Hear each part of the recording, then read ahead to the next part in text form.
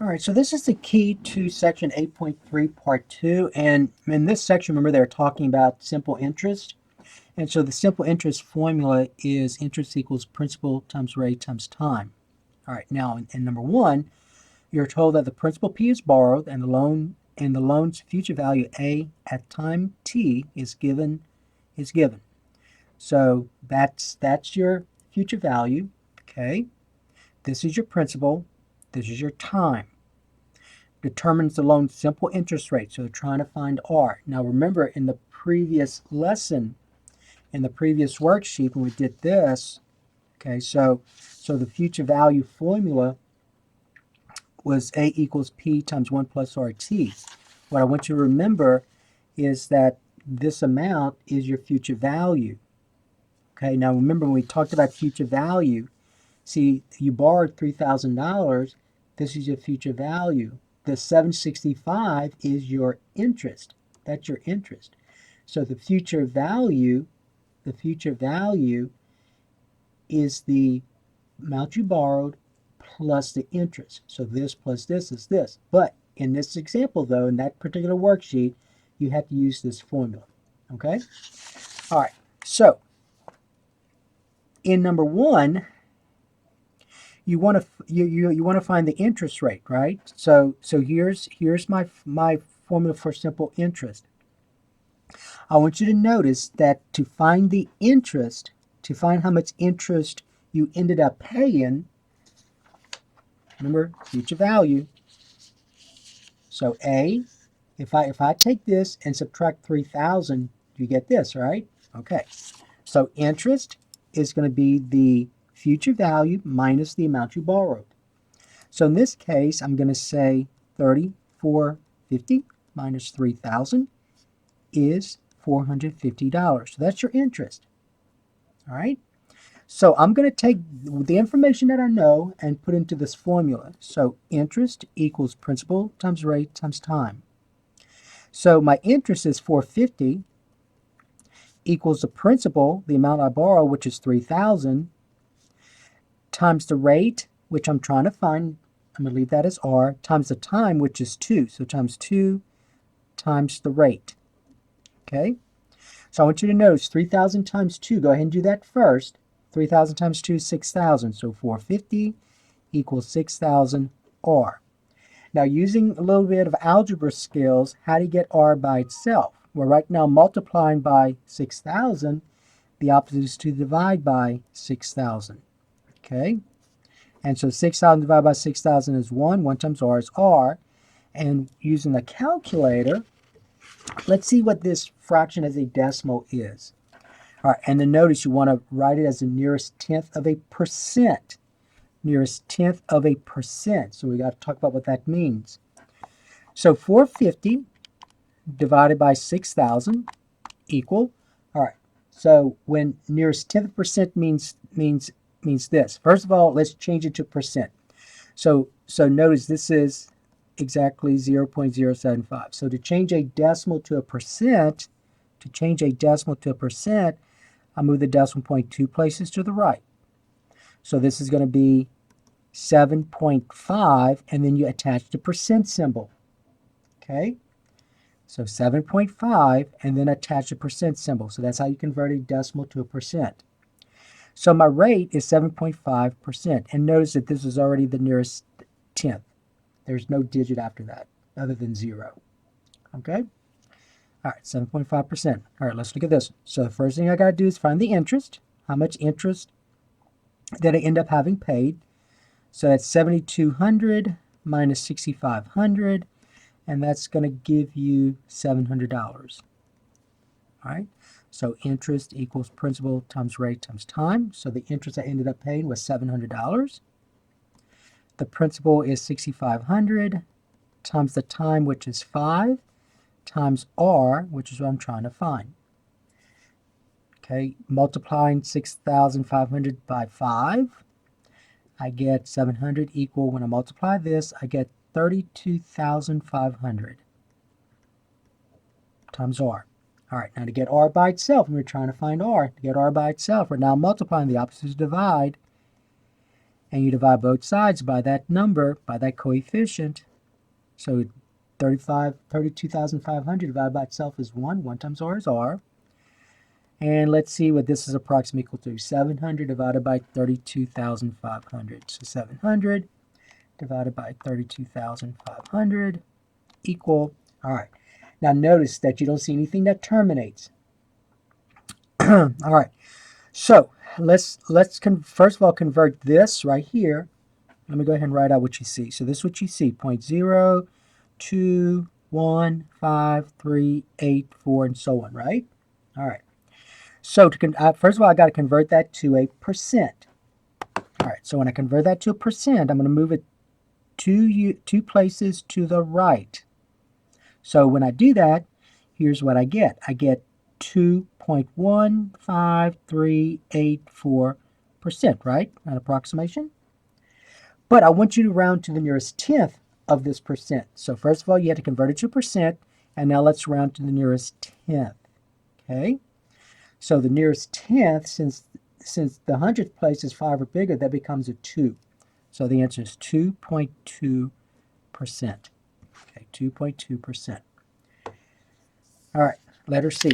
All right, let's find the interest. So the interest will be A minus P. So that's 1950 minus 1850, which is $100, right? All right, so now interest equals principal times rate times time. So the interest is 100. The principal is 1850 times the time. Now we've got to convert that to years. See that times in months here. So I got to say 9 divided by 12 times the rate. Okay. Now let's go ahead and figure out what this is. So 1850 times 9 divided by 12 equals 1,387.5, right? Okay, so 100 equals 1,387.5 R. All right, now how do you get R by itself? Well, right now I'm multiplying R by this coefficient, by this number, so I got to divide both sides by that number, just like this. All right, and then these divide out, so 1 times R is R. Okay, so let's see what I get. So using the calculator, I say 100 divided by 1,387.5 equal, all right. Now remember, I get this decimal, so I'm going to go ahead and write it out just like I see it, except I'm not going to do all of that. So I'm just going to say 0.072072, okay? Remember, I got to convert to the nearest tenth of percent. So let's first of all change that to a percent. To change a decimal to a percent, I move it 2 places to the right. So this becomes becomes 7.2072%. Okay? Don't forget a percent symbol. But I need to round to the nearest tenth. All right? Well, since this is since this is less than 5, since it's not 5 or bigger, this stays 2. So the answer is 7.2%. All right. Now, let's look at the next one. Number 2. So number 2, it says determine the present value P you must invest to have the future value A at simple interest rate after time T, and then round answers up to the nearest cent. Okay, round answers up to the nearest cent. Notice it says round up, not round off. All right, show your work. All right, so determine the present value P you must invest to have the future value A at this at simple interest rate time. All right. Okay, so we're going to use the formula, the future value formula. So we're going to say A equals P times 1 plus RT. Okay? All right, so you're trying to find P here. All right. Now, there are a couple of ways you could do this. All right, you're trying to find P. Do you all agree that if I get P by itself, I would have to divide, see right now I'm multiplying, so I would have to divide by that. So do you all agree that P would equal A divided by 1 plus RT? All right, so that's one way of doing it. You can use this or you can use this. Now, when you use this, you got to be careful. You have to be careful. So the way that we did this in class, though, was this way. So we used it this way. All right, so let's go ahead and use this. So 5,000 equals P, which is what you're trying to find, right? Times 1 plus the rate, which is 0.06, times the time, which is 3. Okay? Now watch how easy this becomes. We do the parentheses. See, I can go ahead and use the order of operations out of the parentheses. So in other words, I can just use a calculator and say 1 plus, see this right here, 1 plus 0.06 times 3 equal 1.18. So this right here becomes 5,000 equals P times 1.18, right? I'm going to put this as like that, times. Well, to get P by itself right now, multiplying by 1.18, the opposite is to divide by 1.18. Just like that. Okay? And so I get this is 1 times P is P. Now using your calculator, let's figure out what 5,000 divided by 1.18 is. So 5,000 divided by 1.18 equals, all right, that's what I get. All right, now remember it says round up to the nearest cent. All right, so I want you to notice something. I'm going to go ahead and write all these digits right here. 4,237.288, and that's all I'm going to write. Okay, so the nearest cent, remember we talk about nearest cent, we're talking the hundredths place. So that's here. Okay, so this is, if this is if you see any digit on this side, whether it's 0 or more, round up means add 1. So there'll be 29. So this is $4,237.29. Okay? So that's what round up means. So round up means when you go ahead and look at the nearest cent right here, which is the hundredths place. If there's a digit here, just add a 1 to the hundredths place. Okay? All right, now I want to go ahead and just kind of use this, although this is what we did in class. You could have also said this, principal equals your future value P, the present value P would be 5,000, right, divided by 1 plus R, which is 0.06, times 3. And then, so that's 5,000. Now, if you use your calculator, 1 plus 0.016 times 3, that's 1.18. But isn't this right here the same thing as this? Okay? So it didn't matter which one you use, but this is the formula you're given. So I would just go ahead and stick with that one. Okay, let's go to this one. So the present value, the future value is 12,000. So we're going to say 12,000 equals the future value. The present value, the future value is 12,000. You want to find the present value. Present value times 1 plus the rate, which is 0.112. Remember, 11.2% is 0.112 times 8 divided by 12. You got to change months to years. So on your calculator, let's see what this is now on the calculator.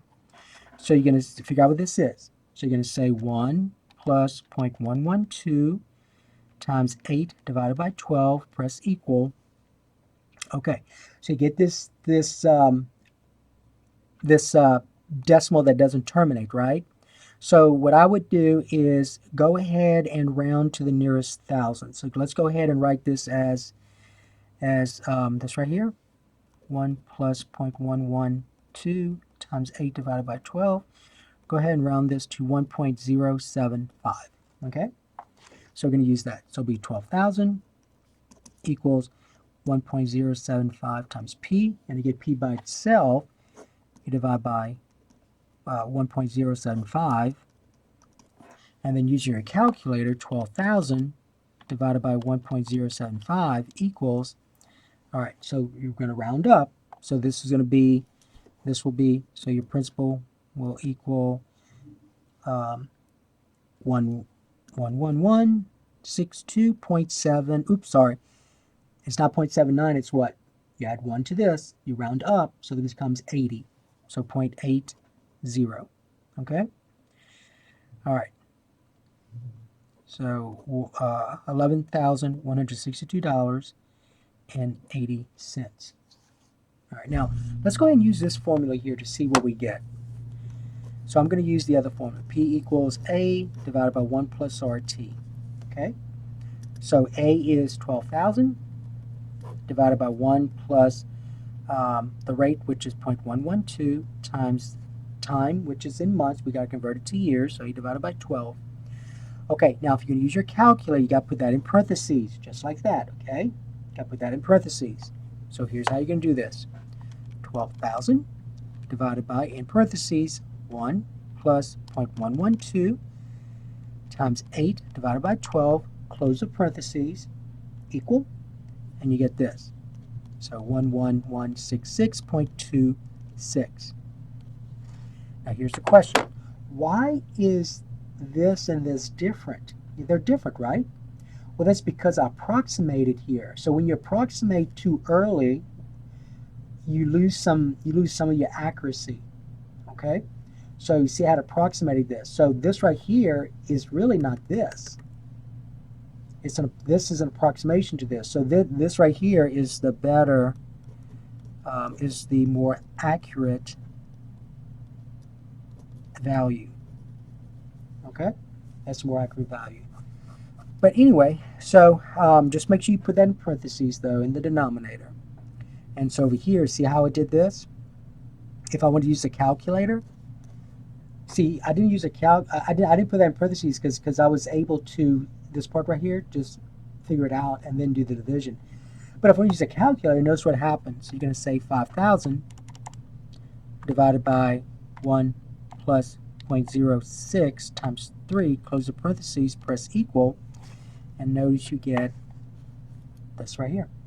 Okay? All right. Okay, so again, the reason why these were not exactly the same was because I did not approximate here. I used a calculator. Here I approximated. Remember, we had approximated that amount. Okay. All right, so that's going to take care of the key to this worksheet.